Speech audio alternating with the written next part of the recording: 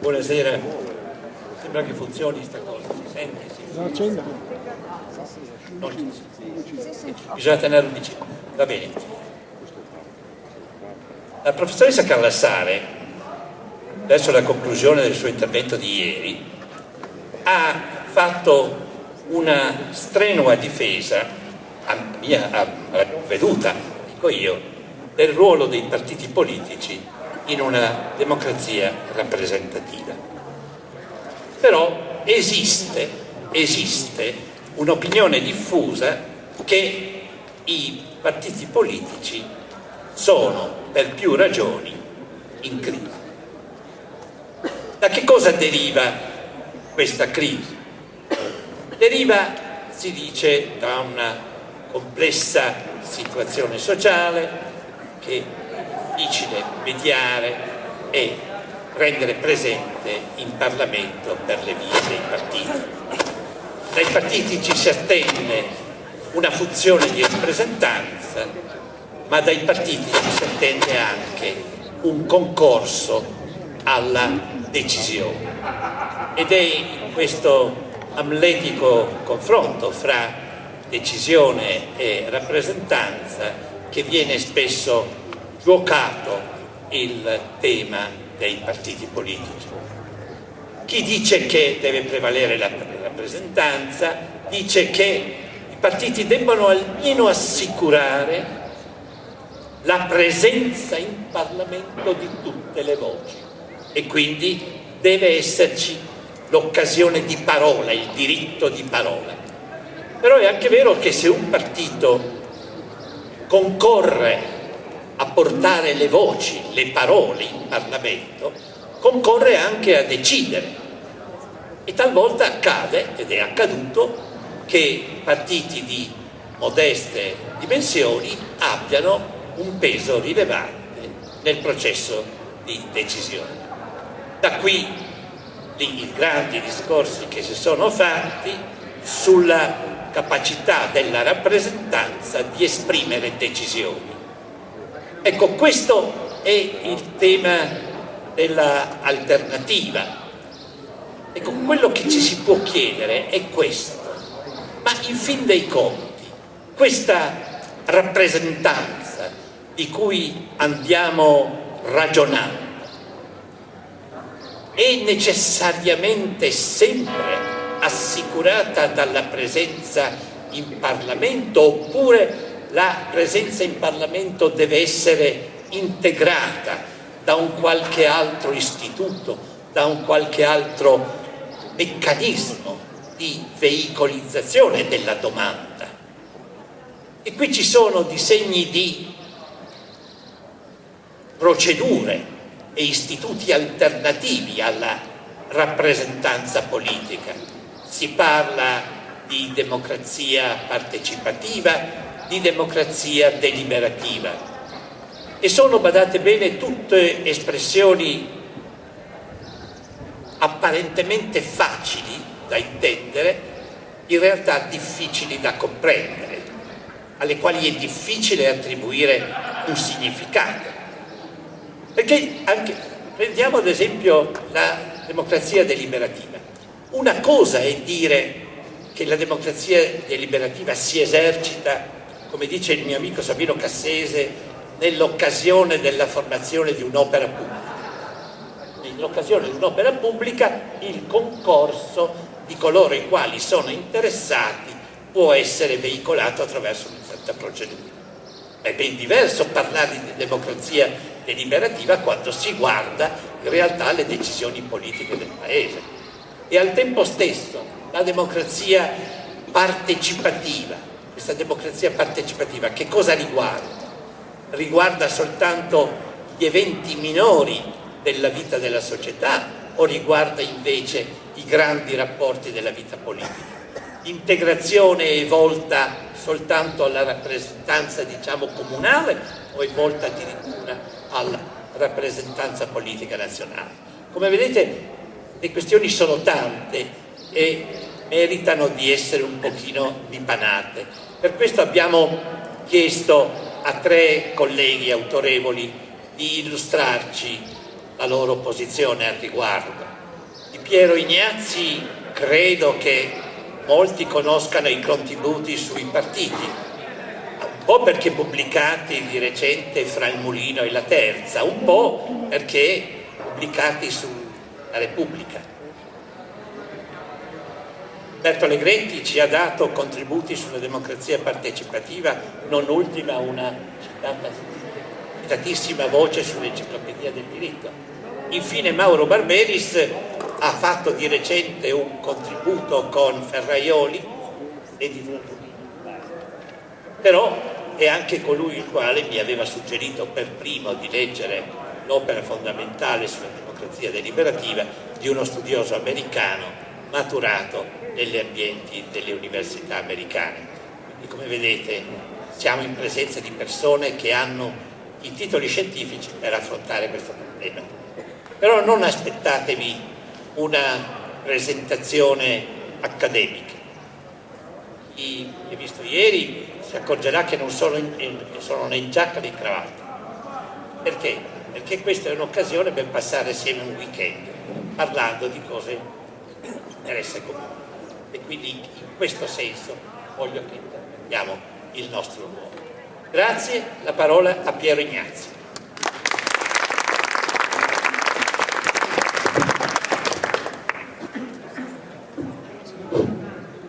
Buonasera, grazie agli organizzatori di questo invito. Io devo parlare di un tema che mi è familiare e che inevitabilmente è familiare a tutti, vale a dire dei partiti politici. Incomincerei con una provocazione. Chi ritiene che i partiti siano in crisi, a mio avviso e a avviso di tanti altri colleghi che studiano questo fenomeno, così non è.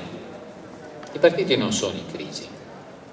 Potremmo anche dire che i partiti negli ultimi tempi, con alcune eccezioni, ma sostanzialmente negli ultimi tempi i partiti sono anche rafforzati, sono diventati più forti, meno legittimi, e qui questo sarà la fine della mia argomentazione.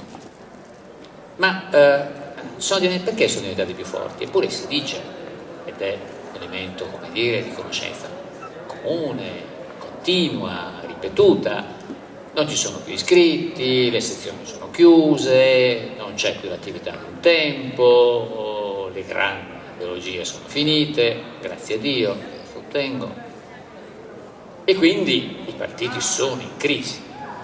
Ma in realtà è in crisi quella faccia dei partiti, quella che noi chiamiamo un po' gergalmente, ma anche in maniera intuitiva, i partiti nel territorio, vale a dire le loro strutture organizzative classiche antiche che risalgono alla fine dell'Ottocento e che per tutto il Novecento si sono trascinate, trovando momenti anche di grande rafforzamento. In particolare gli anni 50 sono gli anni d'oro dei partiti politici in tutta Europa, quelli dove più di ogni altro momento storico hanno avuto una grande,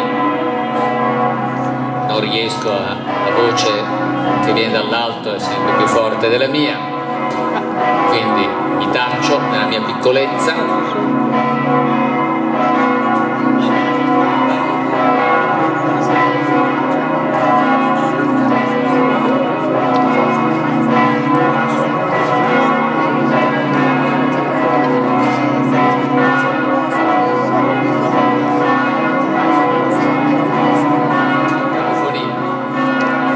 Allora, dicevo che negli anni 50 sono gli anni d'oro dei partiti, proprio perché questo loro sviluppo organizzativo nel territorio, in termini di sezioni, per certi partiti anche di cellule, in termini di iscritti, era, in termini di partecipazione attiva, era molto, molto elevato.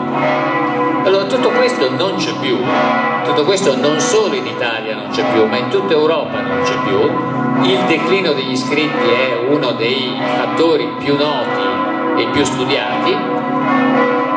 Tuttavia, questo declino sul territorio è stato controbilanciato da una crescita di importanza, di rilievo, di posizioni di potere dei partiti su altri aspetti. In particolare in che cosa? Beh, intanto a livello interno, all'interno dei partiti, si è realizzato una sorta di cambiamento nei rapporti di forza.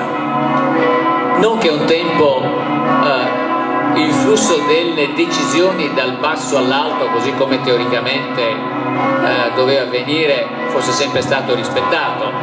Dal 1911 in poi, da Roberto Michels in poi, in grande analisi sui partiti politici, già allora veniva smitizzato la possibilità dei partiti di trasmettere dal basso all'alto le volontà. C'era sempre una capacità della leadership di forgiare le volontà e quindi interrompere questo flusso dal basso all'alto.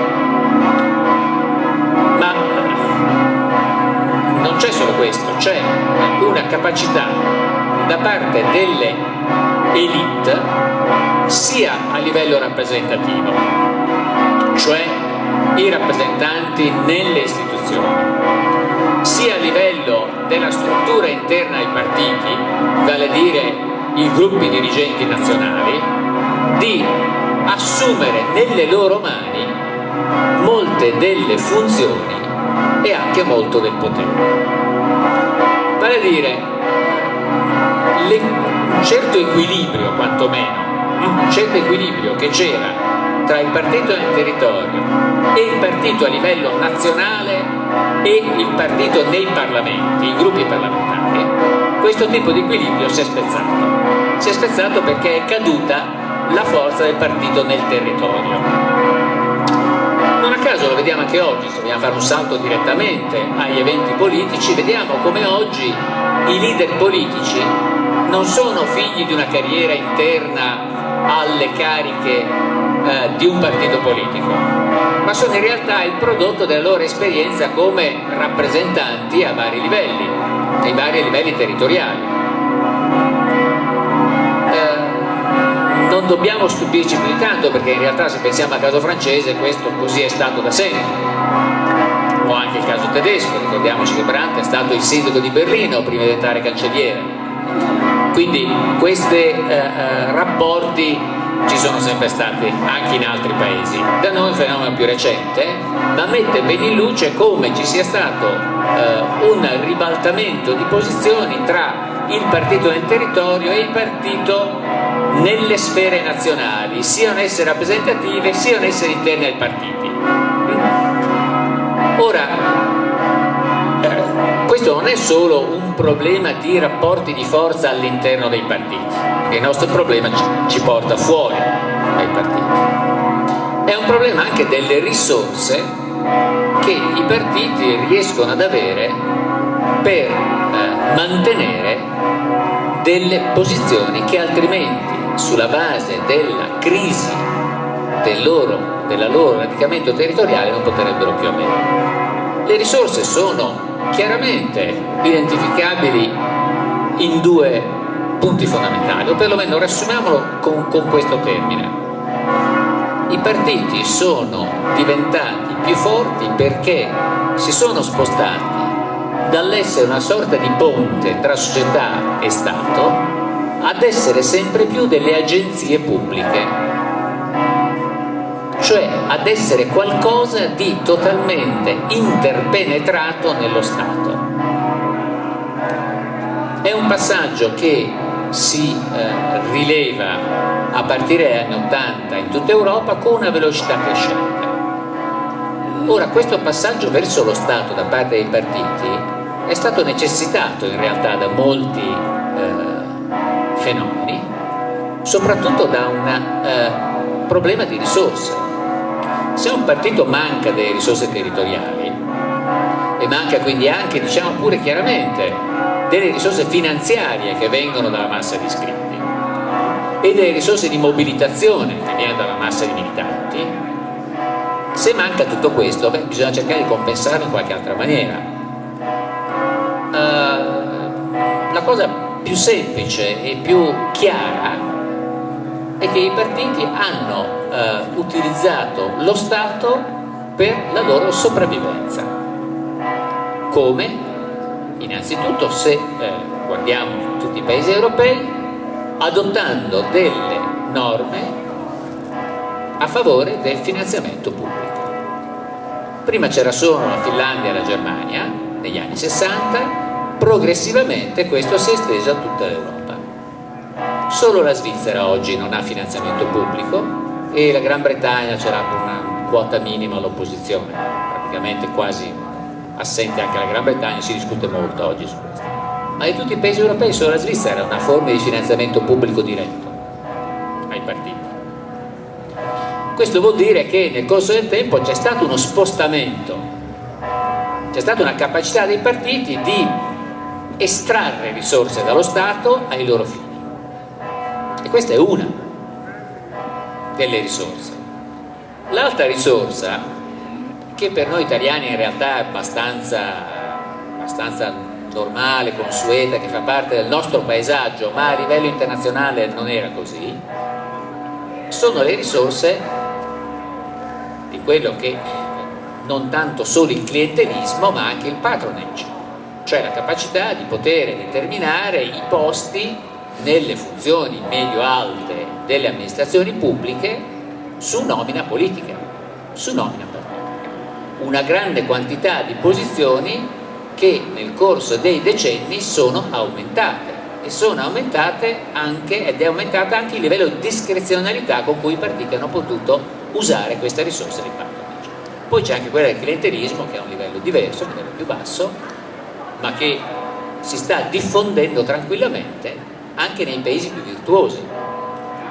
Del resto, se così non fosse, non si parlerebbe anche in Gran Bretagna di un problema nascente di clientelismo. Quindi il quadro che io vi do è un quadro che prescinde dalla situazione italiana e che dà, come dire, uno sfondo europeo. Queste sono le tendenze europee. Una sorta di concentrazione e verticalizzazione del potere all'interno dei partiti, con un rapporto che diventa sempre più squilibrato non solo tra base e vertice, ma anche a livello di vertice tra i rappresentanti e i dirigenti di partito, in cui i rappresentanti eletti sono sempre più influenti e importanti proprio perché hanno una capacità di decisione superiore rispetto ai leader di partito che hanno una minore capacità di decisione e che comunque vantano anch'essi allo stesso modo dei rappresentanti una capacità di rappresentanti in questo caso di eletti, voglio usare lo stesso termine. Ora, questo quadro ci dice che i partiti non sono più deboli, semplicemente sono spostati dalla società, sono più deboli nella società ma sono più forti nello Stato. E qui nasce il problema. Questo spostamento verso lo Stato, lascia i partiti un po' sconcertati, un po' disorientati, perché non sono nati per questo, sono nati per mettere in collegamento la società e le istituzioni. Sono nati per esercitare questa funzione, diciamo, di ponte, di broker. Nel momento in cui si sganciano da uno delle rive su cui erano poggiate le fondamenta del ponte, tutto il ponte rischia di crollare, e infatti sta crollando. Cioè sono giganti dai piedi d'argilla, se vogliamo usare una formula abusata, proprio perché sta venendo meno il sostegno, e il sostegno è quello che è necessario in ogni sistema, vale a dire quello della legittimità, del fatto che i cittadini ovunque non considerano più i partiti degli strumenti legittimi per la trasmissione delle loro volontà, delle loro domande. Non solo, guardate che noi diciamo i nostri partiti, ma in realtà l'ultima analisi, quelle periodiche che fa l'Unione Europea con l'Eurobarometro, l'ultima volta che ha posto questa domanda a tutti i cittadini dell'Unione Europea, qual è la fiducia che avete nei partiti, qual è la considerazione dei partiti, bene, l'Italia era perfettamente in media quindi anche negli altri paesi la disistima, la scarsa considerazione, la sfiducia nei confronti dei partiti è diffusa. Quindi c'è qualcosa che non riguarda, come dire, il nostro caso nazionale. Noi possiamo aggiungere molte peculiarità, siamo molto bravi ovviamente a dare dei tocchi particolari, dei tocchi nostri, di genio italico, però è un quadro generale, quindi investe il partito politico, non i partiti italiani, il partito politico. Investe la sua capacità in effetti di rappresentare ancora le domande della società, rappresentarle in maniera efficace, perché il suo rivolgersi verso lo Stato non è stato un elemento di conquista di capacità di decisione, ma è stato semplicemente un elemento di conquista di posizioni di potere o di rendita per mantenere la loro struttura intatta. E guardate che, ultime cose, poi chiudo, prima che mi arrivi il calcio di avviso del nostro Presidente, è che i bilanci, se facciamo un'analisi dei bilanci dei partiti in tutta Europa, vediamo come sono straordinariamente più ricchi rispetto a 20 anni fa, straordinariamente più ricchi. Se noi guardiamo le strutture nazionali dei partiti, vediamo che il numero di persone dipendenti, non dei vecchi funzionari che ormai non esistono più, cose da archeologia, ma di persone con competenze professionali, prese con contratti ad hoc, società di consulenza, società di poster, di marketing politico, di comunicazione, di advertising, eccetera, e che non possono fare riferimento al funzionario di un tempo. No, ovviamente fanno riferimento, ma sono costi, sono spese e sono figure professionali che sono strettamente legate ai partiti. E tutto questo appunto vuol dire che c'è nella fascia centrale un apparato nei quartieri generali dei partiti, c'è un apparato molto più esteso rispetto a un tempo. L'Italia in questo ha avuto un dimagrimento, l'Italia è in questo caso un po' eccezionale perché ha avuto un certo dimagrimento, ma in senso generale, in senso europeo, questa è la tendenza, l'accrescimento delle funzioni e delle risorse al centro dei partiti. Quindi questa centralizzazione, questa verticalizzazione, questa interpenetrazione con lo Stato sono tutti aspetti che minano la legittimità dei partiti e quindi la loro capacità di rappresentare le domande dei cittadini. Grazie.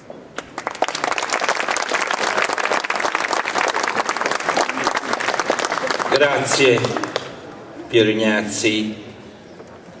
Consentitemi di fare un piccolo rilievo. Non vedo che i nostri organizzatori abbiano molta familiarità con gli usi della Chiesa Cattolica e con le pratiche del sabato e della domenica mattina. Speriamo che anche per loro venga il momento della conversione.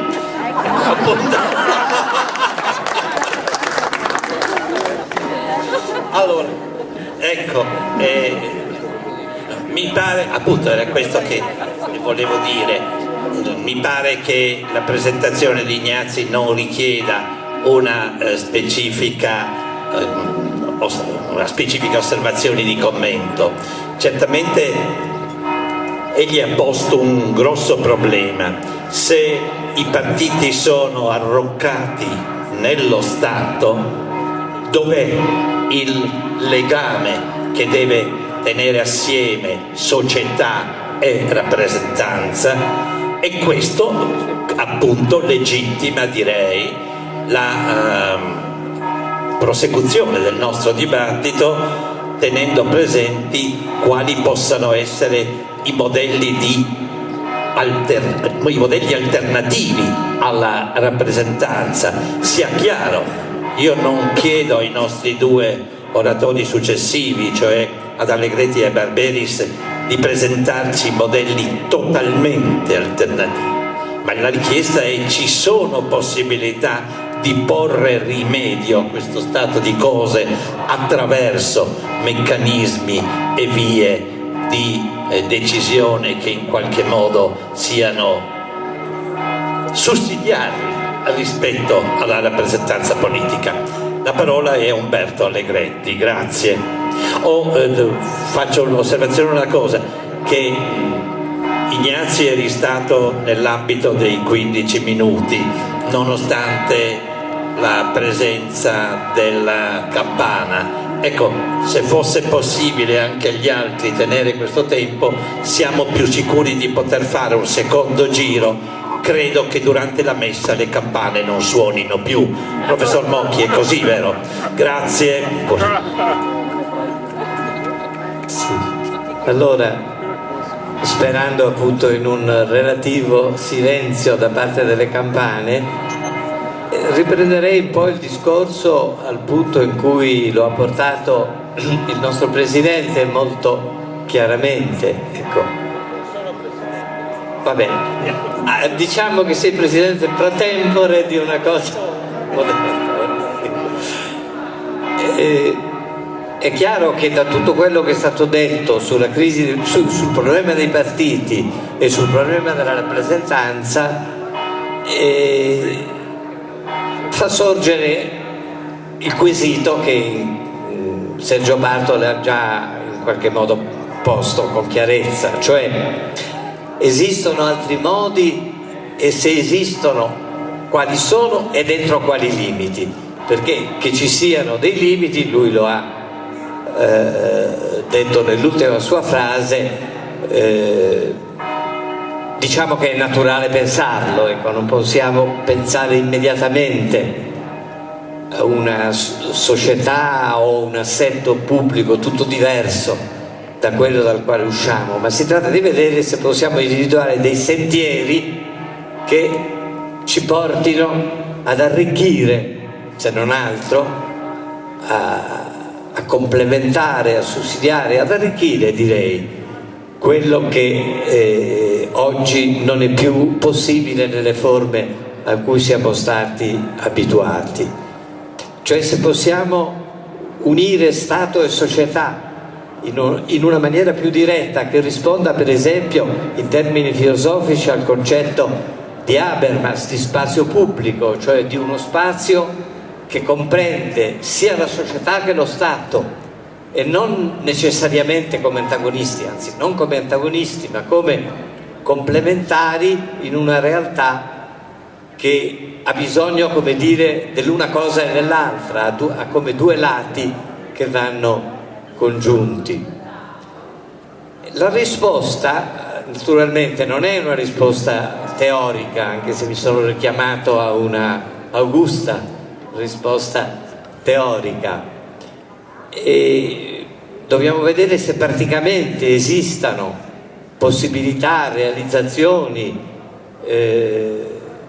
esperienze, diciamo, sperimentazioni forse anche in qualche caso soltanto, ma direi esperienze che ci autorizzano a individuare altri modi con cui società e Stato entrano in un rapporto più sano, più proficuo, più sano dal punto di vista appunto della legittimazione e più proficuo dal punto di vista dei risultati che si possono produrre, perché non c'è dubbio che la situazione che è stata descritta finisce anche col produrre risultati pratici, economici, culturali, sociali, inferiori alle attese e forse in parte inferiori o almeno più complicati di quelli che avevamo una volta in un sistema